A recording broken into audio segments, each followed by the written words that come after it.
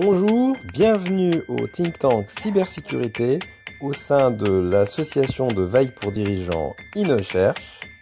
Nous sommes accueillis par le leader indépendant de la communication corporate RH et B2B, EPOCA. Dans cette seconde partie, nous allons nous intéresser aux caractéristiques de chacun des GAFAM. Donc nous allons commencer par Google. Google tire l'essentiel de ses revenus, à savoir un petit peu plus de 85% de son chiffre d'affaires par la publicité. Google est très largement le leader sur le marché de la publicité digitale, très loin devant Facebook. Depuis une année environ, Google n'arrête pas de communiquer sur les possibilités qu'il offre en termes de transparence, de choix et de contrôle des publicités digitales auxquelles nous sommes soumis. Il y a un mois, j'ai assisté et participé à la Google Cloud Platform Training chez Station F. C'est vrai que Google a beaucoup insisté sur le haut niveau de chiffrement des données au repos, Cryptography at Rest. C'est vrai que ce niveau de chiffrement est très sophistiqué. Il permet notamment d'avoir la certitude qu'un être humain ne va pas intervenir dans le processus de cryptage et surtout devenir le maillon faible.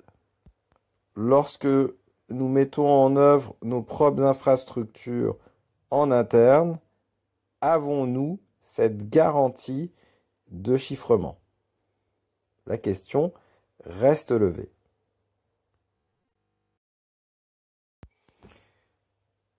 Apple, quant à lui, s'inscrit dans un autre business model puisque 2/3 de ses revenus proviennent de la vente de smartphones. Depuis Steve Jobs, le client est au cœur des préoccupations d'Apple et il est vrai que les présidents qui l'ont suivi ont toujours focalisé sur le client. Le business model d'Apple est très particulier dans la mesure où il maîtrise des éléments software qui vont valoriser au mieux la partie hardware qu'il vend. Grâce à tout un écosystème d'éditeurs, d'applications qui vont se greffer à sa couche software, Apple va tirer parti de ces éléments pour valoriser au mieux son matériel et son savoir-faire.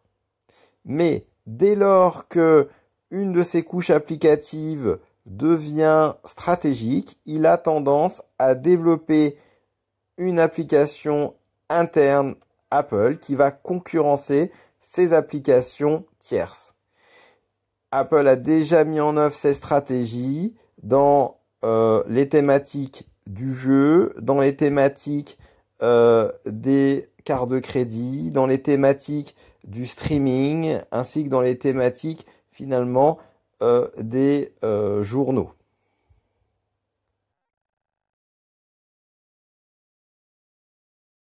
Bien sûr, pour Apple, le respect de la vie privée est un droit fondamental et c'est l'une des valeurs essentielles d'Apple. À de nombreuses reprises, Apple a prouvé que ce n'est pas simplement une déclaration d'intention. Dans les faits, donc à travers ce message délivré en 2016 par Tim Cook, qui était alors président d'Apple, Apple a rejeté la demande de l'État fédéral américain d'intégrer des moyens d'intercepter les données privées des clients. Cette année, depuis le premier semestre, Apple s'est lancé dans une campagne de publicité entièrement centrée sur la défense de la vie privée. Facebook a un business model complètement dominé par la publicité.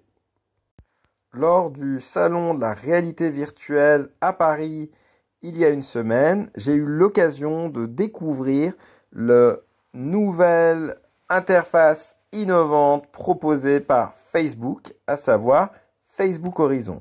Facebook Horizon est un nouveau produit entièrement centré sur la réalité virtuelle. Grâce au casque de réalité virtuelle, vous pourrez endosser un avatar que vous aurez pu complètement personnaliser à votre image. Cet avatar évoluera dans un monde virtuel où il pourra interagir avec d'autres avatars. Facebook Horizon est tourné sur 3 axes. Le premier est une promesse d'exploration d'un univers fantastique. Le deuxième axe est basé sur des cinématiques de jeu. Et enfin, le troisième est basé sur la promesse de création dans cet univers universel et virtuel. Ces dernières années, Facebook a renforcé les moyens de contrôler complètement les interactions que nous avons avec notre communauté ainsi que nos interactions avec la publicité. Dans le cadre de la campagne autour du Washington Privacy Act, Mark Zuckerberg a véritablement demandé à ce que le gouvernement intervienne fortement. Il est allé plus loin ces derniers mois puisqu'il a proposé de crypter de bout en bout l'intégralité des données et des communications. En réponse, il a reçu une lettre de la part du gouvernement. Cette lettre émanait du secrétaire d'État à la sécurité intérieure américain, ainsi que sur ses homologues anglais et australiens.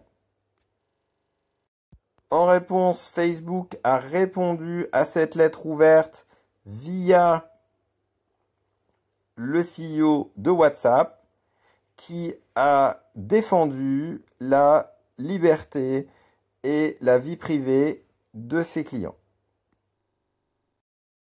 Notamment préciser que le téléphone mobile est le canal privilégié de communication de millions de personnes et qu'il est vraiment nécessaire de défendre la vie privée de l'ensemble de ses utilisateurs.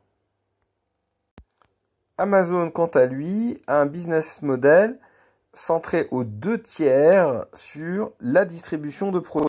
À lui tout seul, il représente la moitié des ventes de e-commerce aux États-Unis. Par ailleurs, il a réussi à développer une offre de cloud, d'hébergement pour des tiers, et il a réussi à prendre la première place de ce marché. De grandes sociétés comme General Electric ou Adobe utilisent ces services. Au niveau de sociétés plus innovantes comme Slack, Airbnb, Coursera, Lyft, Expedia, l'utilisation. Cette activité d'hébergement est minoritaire en termes de chiffre d'affaires, mais représente la moitié de son bénéfice net. Étant donné les puissances de calcul à sa disposition, Amazon a commencé à ouvrir le débat autour finalement des conditions d'exploitation de la reconnaissance faciale sur le plan éthique et juridique. Par ailleurs, ils ont commencé cette année à mettre en place une chasse aux éditeurs malveillants qui exploitent les données privées en dépit des conditions d'utilisation.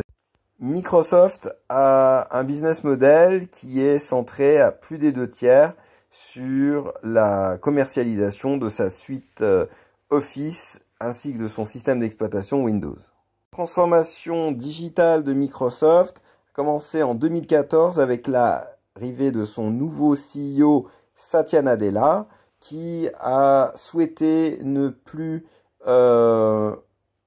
mener des batailles passéistes contre l'open pour transformer digitalement Microsoft. ce CEO a œuvré de deux manières différentes. La première grande manœuvre a été menée autour de tout ce qui est open source en 2016, avec notamment l'ouverture à l'open source de .NET Core, l'intégration dans Windows 10 de son ennemi juré Ubuntu, le rachat de la start-up Xamarin pour pouvoir produire de manière open source des interfaces pour le web, et, chose assez incroyable aujourd'hui, l'intégration dans Azure de la distribution FreeBSD qui est utilisée par Netflix. En novembre 2016, suite à toutes ces initiatives, Microsoft a pu intégrer en tant que membre Platinum la Linux Foundation. À côté de ces grandes manœuvres autour de l'open source, Microsoft a mené également des campagnes d'acquisition de communautés importantes pour son business.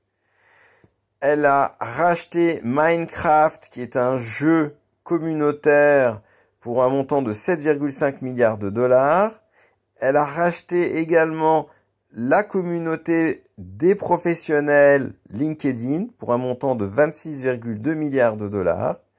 Et enfin, elle a racheté la communauté des développeurs à travers GitHub, qui est l'outil de forge des développeurs pour un montant de 7,5 milliards de dollars. Au passage, il faut noter qu'en 2017, le chiffre d'affaires d'Office 365 a dépassé le montant de chiffre d'affaires des licences sur poste de travail.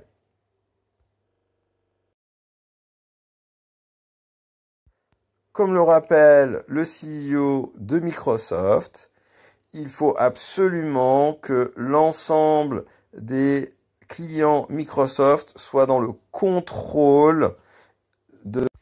À l'instar d'Amazon, Microsoft a également mené une réflexion autour finalement des conditions d'exploitation des technologies de reconnaissance. Au premier semestre de cette année, Microsoft a également marqué son appui à l'initiative du Washington Privacy Act. Le Washington Privacy Act aurait été une espèce de RGPD adapté aux États-Unis. Malheureusement, cette loi n'a pas réussi à être votée. Dans tous les cas, les GAFAM ont atteint une taille critique puisque leur capitalisation boursière avoisine les 1000 milliards de dollars. Je vous invite à suivre toute notre actualité sur notre playlist YouTube ainsi que sur le site officiel inocherche.com. Merci à vous, à bientôt.